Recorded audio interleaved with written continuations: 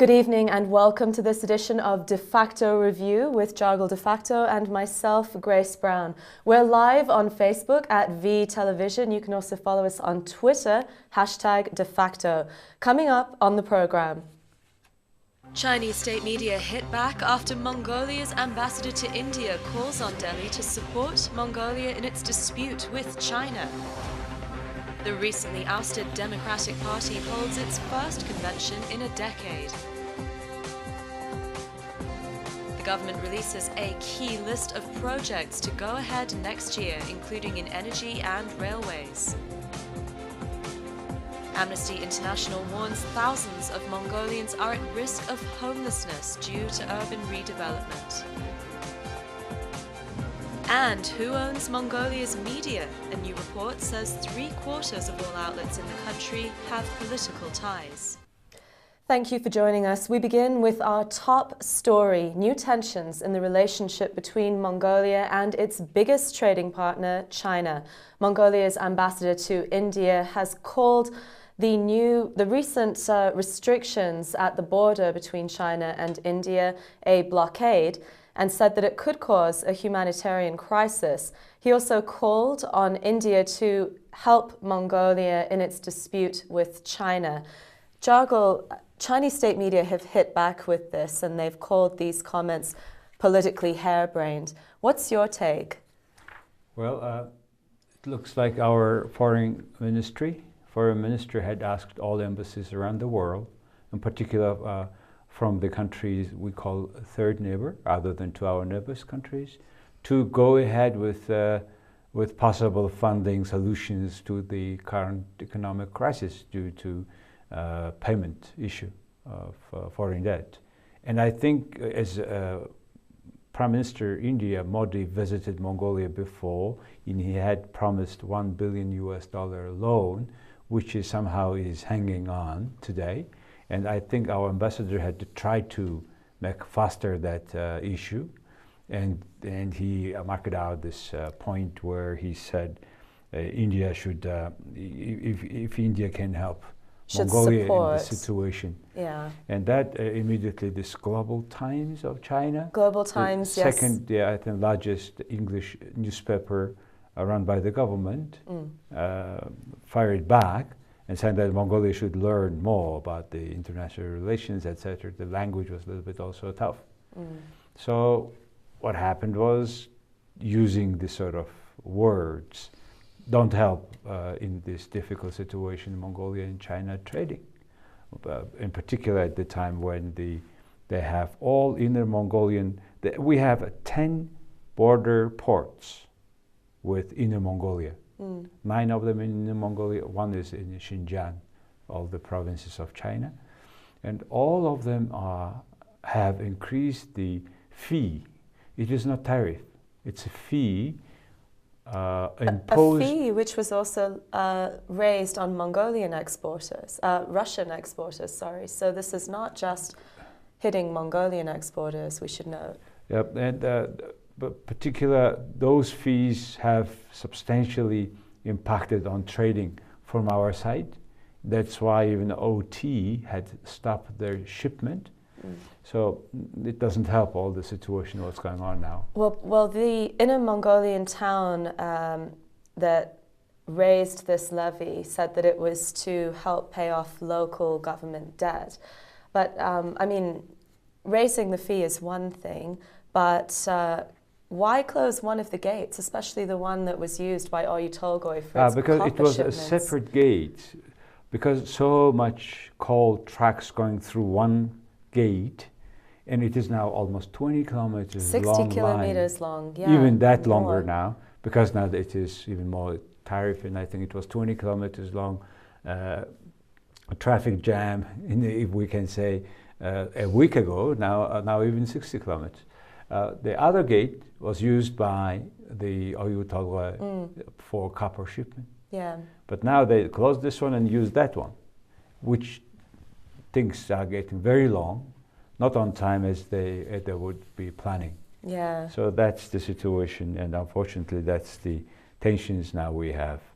And you know, I would personally expect a bit longer all this happening, because When Cameron, for example, had received Dalai Lama in London, but it was not in his official office, somewhere else, but still China was so unhappy that they have big trouble with Beijing. Cancelled all the relations, high-level delegates visits for 2 years. So this kind of things may happen longer, even we do expect with China. It has a long memory. Well, Mongolia is considering going to the World Trade Organization to complain about the new fees. Do you think that this will help? Well, it is, because it is not tariff increase, it's very hard to complain for fees, which don't specify in that contract, in the agreement with WTO as a member. But yet, they will raise the issue. So let's see. Because WTO agreement is about tariff, not increasing and change in tariff of trading, conditional terms. But the increasing fees is sometimes even more stronger hurting than the tariff. So let's see. Well, despite all of this, officials from Chinese energy giant Shenhua met with Mongolian mining officials earlier this week, and they said that they plan to commence development on all three aspects of the Tavan-Tolgoi project: the mine, railway to China, and power plant. So it seems that even with the current tensions, there is some movement in terms of Tavan-Tolgoi. On Chinese side, they stopped high-level bilateral political meetings. But when the Chinese companies came to Mongolia and discussed the issue, business as usual. It is not a part of that sanctions. Yeah. So let's see. Hopefully things will be renewed shortly, much shorter than, say, in case of the UK. Well, particularly when there's a drought in China, which caused a halt on Chinese coal production. In the end, maybe money and resources talk. We'll have to wait and see. Moving on, Mongolia's Democratic Party held its first convention in 10 years this week, drawing more than 1,200 delegates, including 450 elected members. The DP discussed party reform in recent months after a crushing defeat in parliamentary elections earlier this year, winning just 9 of 76 seats in parliament. It's also talking of electing a new leader. Is that right, Jagol? Yes, there are several candidates like Mr. Tsagang Erdenbat, Lobolt Is Erden, J. Batzandang, Kantumur, and G. Bathu, Ge Bathu, we say. And those are strong candidates. All of them will run for voting all around the country on January 29th. Final election is happening, voting is happening on that day. And up 20 days later, Democratic Party will have the 7th Congress. That was we are referring to of last week, was the 6th. And for last 25 years, Democratic Party had only 6 Congresses, which caused a lot of questions for ordinary members. And I think it's right so, because Democratic Party as political institutions is not formed properly, or as a political institutions never get strengthened. Why? It works like not as a political party, but as more club of selected individuals who want to run the country, who want to be elected, who want to be ministers, parliament members. So when there is the contradictions between clubs and the political parties. And the good, clear example of this is they have changed the charter of the political party, but the draft came the morning of the session starting. So this is very last minute. It shows institutionally it does not formed as institutions yet. And is that partly because there are so many factions within this one party? Part of it. It's also because it is not based on principles. institutions. It is based on the political interests of fractions, as you said. And depending on how much money they put into political party, they are always competing with the power. That's one of the reasons why a Democratic Party, when they are in power, always changing their government. I remember 96, 2000, they have changed it 4 times, 4 years, 4 times. At this time, 4 years, 2 times. So that's very pity. And the questions are hanging. What is the principle of this political party to run the economy? Is it the more far-right party, or not right, or center party, or left? So we have a lot of problems, and people have a lot of questions. What are some of the key reforms the DP is considering? Well, they will have now a political leader of the political party by votes of all members. First, this is major new kind of changes. Second, they made draft of the political program of eight parts. They will discuss that, and I hope they will touch the issues of principal importance, like what kind of political party is this? What will be the principal basis the party will be on, daily management, etc. But they don't yet talk. They haven't talked much about the money of the political party, where this one is coming, except the political party Democratic Party members will pay 1,000 2 weeks per month, which makes 12,000 per year, etc. But no more. They didn't talk about the financing, where the money comes and how it is used, etc., which is a huge elephant in the room. That they don't discuss it, unfortunately. And without discussing that part, they cannot have properly responsibility. Independence from big business, for example. Exactly. Because, for example, they used to have their National Consultative Committee, which was consisting of several hundred people, but all of them were paying 1 million 2 weeks as a member, but it was not paid individually. Some bigger guys who has more money was paying for a group of them, for example. So it was clearly showing that they have fractions. Now hopefully it will be less, and we are waiting for Democrats to be more reasonable on the issue of financing of political party, and all the countries waiting for who will be the head of the party, and second, the Congress which will discuss what there will be their position for next 3 or 4 years, and for the next president election next year. We'll have to watch on that. Well, earlier this week, the government approved a key list of projects to go ahead in 2017, including the Choibalsam power plant and multiple railways to China. So, the list is pretty long. How significant are these projects, Jargal, and which ones stood out to you in particular? Well, I'm worried about just one thing. When this sort of list is coming, there is always lack of proper feasibility study, proper information about the return on investment, which sets the price for particular infrastructure projects.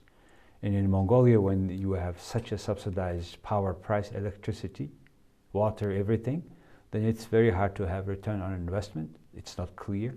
Once that is not clear, then it is just a one-way door, just money coming in. We're talking about only just putting money in. How about out? When the project will be self-sufficient, for example. The power stations number 3 extension is of big attention. Why? Because that means they have stopped power station number 5 projects which has been discussed for at least 20 years, and they 10 times laid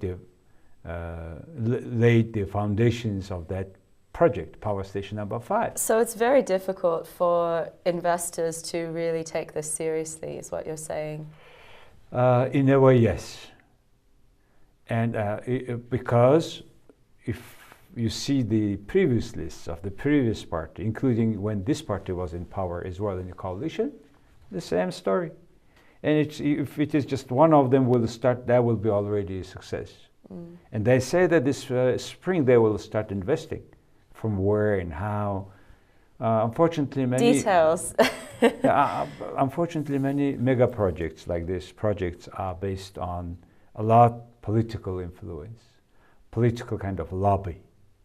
That's very unfortunate. And until our governance is clear, fully responsible for their everything, their actions, full disclosure, then it's very hard to believe that these projects will go, even if they will start it, nobody assures that it will go on further in particular conditions when the power is, political power is changing, unfortunately.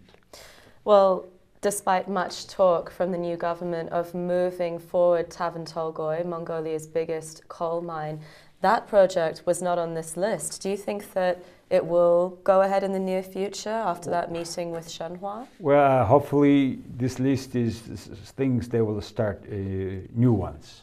Otherwise, there is always current two concerns, Oyu Tolgoi and Tavan Tolgoi.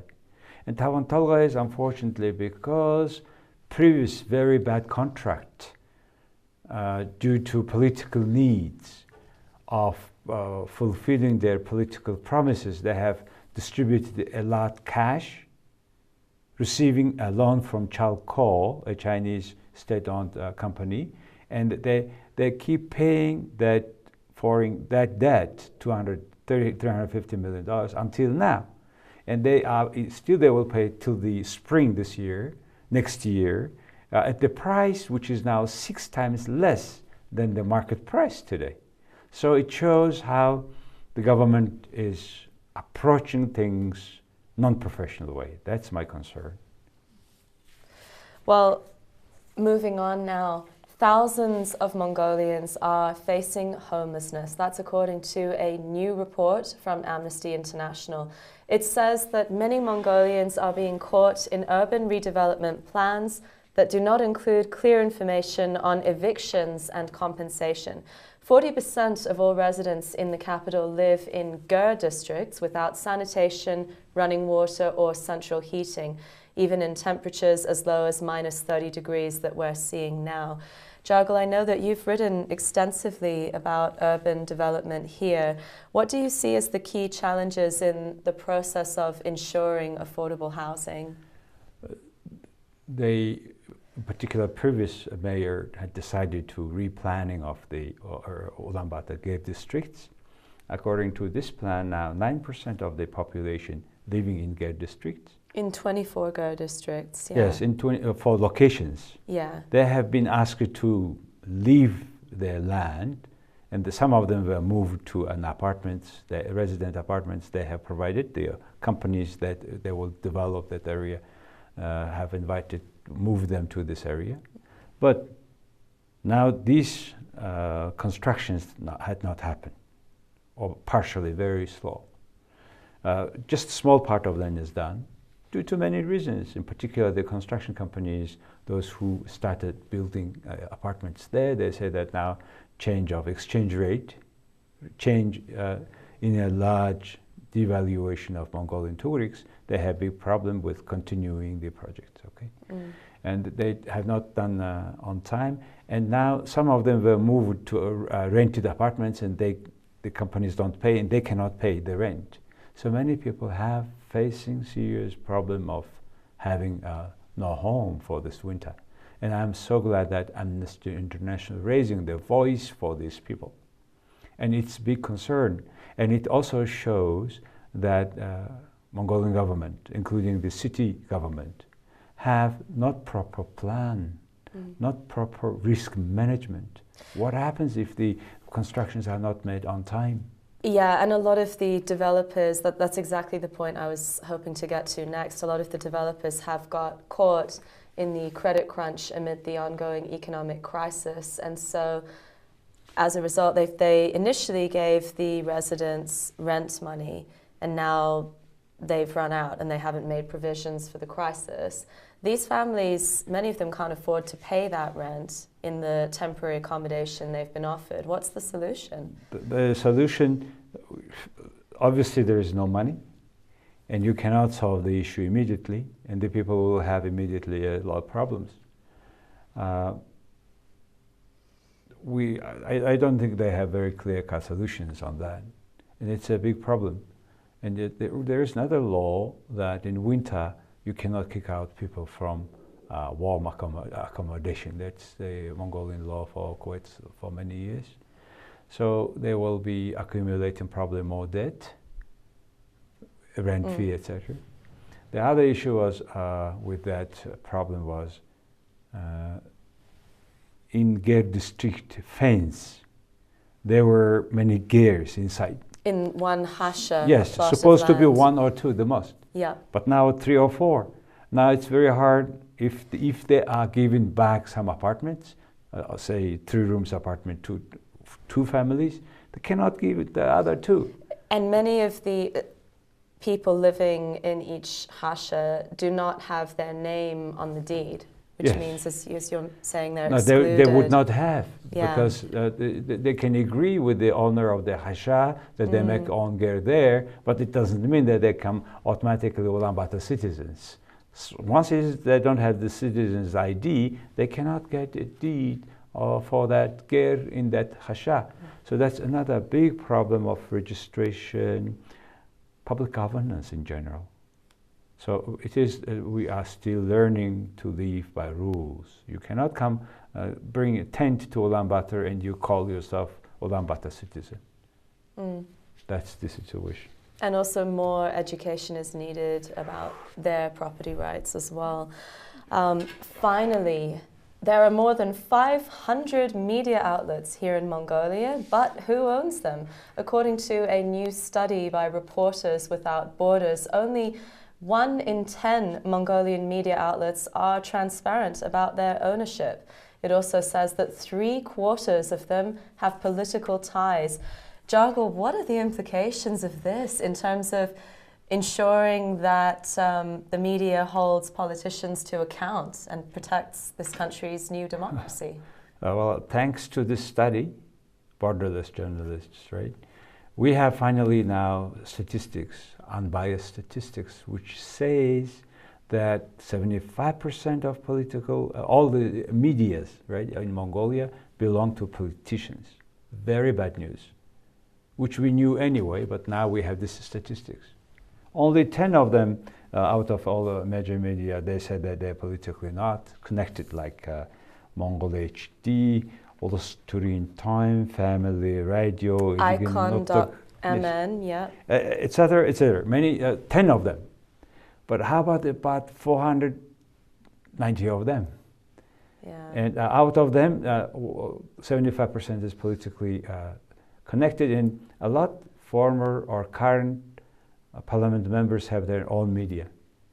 You know, it's very sad news, because if you take it as advertising industry, it's so much fragmented. Everybody is running after one advertiser, right? And as the economy goes down, smaller, the advertisement general industry, the turnover is becoming less, and you divide it more and more people, which is not clear which political parties they belong to. And now we more or less have it.